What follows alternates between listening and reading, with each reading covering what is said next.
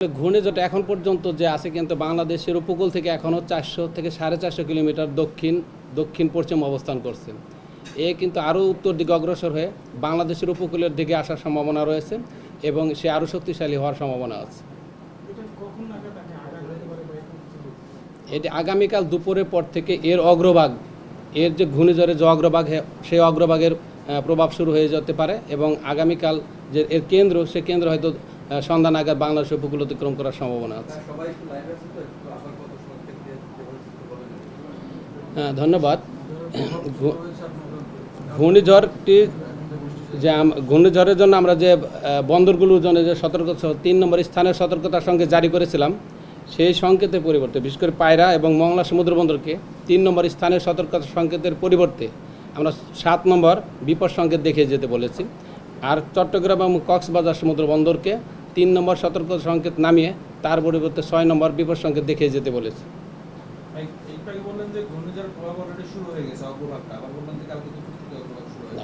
এর কিছু ঘূর্ণিঝড়ের যে অগ্রভাগের যে কিছু ক্লাউড ছেড়ে দেয় আগে সেই ক্লাউডের প্রেক্ষিতে বর্তমানে উপকূলীয় অঞ্চল কিছু অংশে সে কিন্তু বৃষ্টি হচ্ছে আর কি, কিন্তু তার মূল যে বডিটা আসবে তার আসলে যে সন্ধ্যার দিকে তখন কিন্তু আমাদের যে জোয়ার এবং হ্যাঁ দুপুরের দিকে জোয়ার থাকবে, দুপুরের পরে কিন্তু আবার ভাটা শুরু হয়ে যাবে আর কি। তারপরে সে ঘূর্ণিঝড় কিন্তু একটা ঘূর্ণিঝড় কিন্তু স্পিড সবসময় একই থাকে না, হয়তো সে 2 ঘন্টা 3 ঘন্টা আগে পরে হতে পারে, তখন দেখা যায় জোয়ার হয়তো চলে গেল, তখন ভাটার প্রভাবটা শুরু হতে পারে।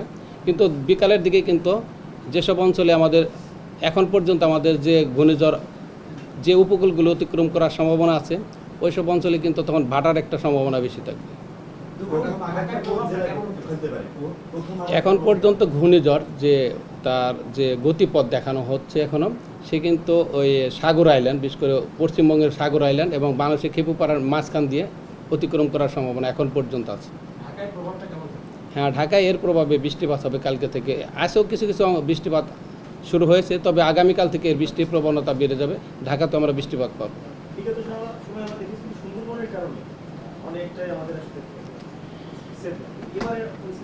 হ্যাঁ, ধন্যবাদ।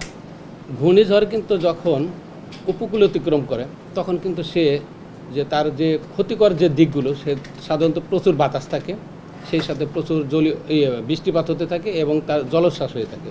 এই 3টে তার ক্ষতিকর প্রভাবগুলো থাকে। আর যেহেতু বাতাসগুলো থাকে, বাতাস যদি সুন্দরবনের উপর দিয়ে যান তখন কিন্তু সে বাতাস সুন্দরবনের গাছের দ্বারা সে বাধাপ্রাপ্ত হয়, ফলে সে অনেক শক্তি ওখান থেকে সে হারিয়ে ফেলে, সে লুজ করে ফেলে আর কি। অর্থাৎ সে যখন আরও ল্যান্ডের ভিতর ঢুকে তখন ওইখান থেকে কিন্তু সে অনেক শক্তি ক্ষয় হয়ে তারপরে ল্যান্ডের ভিতর ঢুকে আর কি। এখনও যেহেতু আমাদের যে প্রেডিকশন এখন পর্যন্ত আছে সাতক্ষীরা, খুলনা এবং আমাদের যে খেপুপাড়ার মাঝখান দিয়ে যে ঢুকবে ওইখানে কিন্তু আমাদের সুন্দরবনের অংশটা অনেকটা রয়ে গেছে, বিদায় ওইখান থেকে তার শক্তিটা এখনও যদি ওইখান থেকে ঢুকে তার শক্তিটা কিন্তু ওইখান থেকে অনেকটা ক্ষয় হয়ে আসবে। তবে এর প্রভাবে প্রচুর বৃষ্টিপাত হবে বাংলাদেশে।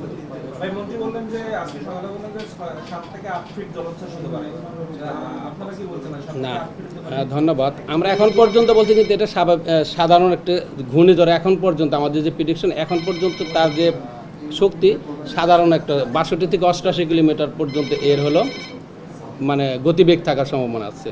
এই গতিবেগে যদি সে আগায় তাহলে কিন্তু 3 থেকে 5 ফুট স্বাভাবিক যে জোয়ার, সে জোয়ারের চাইতে অধিক বায়ুতাড়িত জলোচ্ছ্বাসে প্লাবিত হতে পারে। কিন্তু আমি বলেছি এই ঘূর্ণিঝড়টি যখন আরও আমাদের উপকূলের দিকে আসবে তখন কিন্তু সে আরও শক্তি সঞ্চয় করবে।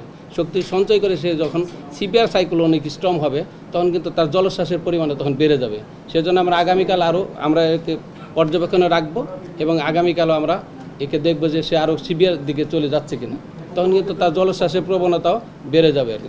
দুপুর 12টায় আপনাদের যে পর্যবেক্ষণ ছিল তার তুলনায় এখন 9টা পর্যন্ত পরিবর্তনটা কি হয়েছে? দুপুর 12টায় তো আমরা বলেছিলাম গভীর নিম্নচাপ ছিল, সে ডিপ ডিপ্রেশন ছিল। এর পরবর্তীতে কিন্তু সে এখন ঘূর্ণিঝড়ের রূপ নিয়েছে, তার গতিবেগ কিন্তু বেড়েছে, তার যে শক্তিমত্তা সে শক্তিমত্তা বৃদ্ধি পেয়েছে, বিদায় সে কিন্তু এখন ঘূর্ণিঝড়ের রূপ নিয়েছে। আমি বলেছি যে আগামীকাল দুপুরের দিক থেকে তার যে মূল পেরিফেরিয়াল অংশটা কিন্তু শুরু হয়ে যাওয়ার সম্ভাবনা আছে। হ্যাঁ, তার বডিটার যে অগ্রভাগের যে অংশগুলো সেগুলো শুরু হবে, তবে মূল অংশটা তার হয়তো সন্ধ্যা লাগা থাকতে পারে। অতীতের যে ঘূর্ণিঝড়গুলো যেগুলো ছিল সেটার সাথে এটার বর্তমান পরিস্থিতি প্রথম দিনের সেটার একটু তফাৎ বলবেন? আসলে ঘূর্ণিঝড় কিন্তু এক এক শক্তি নিয়ে হয় আর কি, তাই না? এক একটা ঘূর্ণিঝড়ে এক এক মানুষ যেমন এক একজন এক এক ধরনের তার শক্তি থাকে বা থাকে, ঘূর্ণিঝড়ও কিন্তু এক একটা তার যে মানে ক্যারেক্টার, সেই ক্যারেক্টার নিয়ে কিন্তু উদ্ভব হতে থাকে আর কি। সেই জন্য একটার সাথে আরেকটার সাথে আসলে এভাবে তুলনা করা যায় না আর কি। দিক পরিবর্তনের কোনো প্রেডিকশন আছে কিনা? এখন পর্যন্ত মানে দিক পরিবর্তনের কোনো সম্ভাবনা এখন পর্যন্ত নেই। হয়তো ঘূর্ণিঝড় কিন্তু তার মানে আনসার্টেনিটি থেকে যায়, অনিশ্চয়তা থেকে যায়, তার গতিপথ পরিবর্তন করতে পারে, তার মানে শক্তিমত্তা পরিবর্তন করতে পারে, কিন্তু এখন পর্যন্ত কিন্তু তার দিক পরিবর্তনের সম্ভাবনা এখন পর্যন্ত নেই। অর্থাৎ সাগর আইল্যান্ড থেকে খেপুপাড়া এই যে অঞ্চল আছে এই অঞ্চলে মাঝখান দিয়ে যাওয়ার সম্ভাবনা এখন পর্যন্ত বেশি। আমরা যদি ঘূর্ণিঝড় রিমলের সবশেষ অবস্থান নিয়ে জানছিলাম। আবহাওয়া অফিসে ব্রিফ চলছে, সেখানে সরাসরি এতক্ষণ যুক্ত ছিলাম আমরা। যেটি জানছিলাম যে গভীর নিম্নচাপ যেটি ছিল সেটি ইতিমধ্যে রূপ নিয়েছে ঘূর্ণিঝড় রিমালে।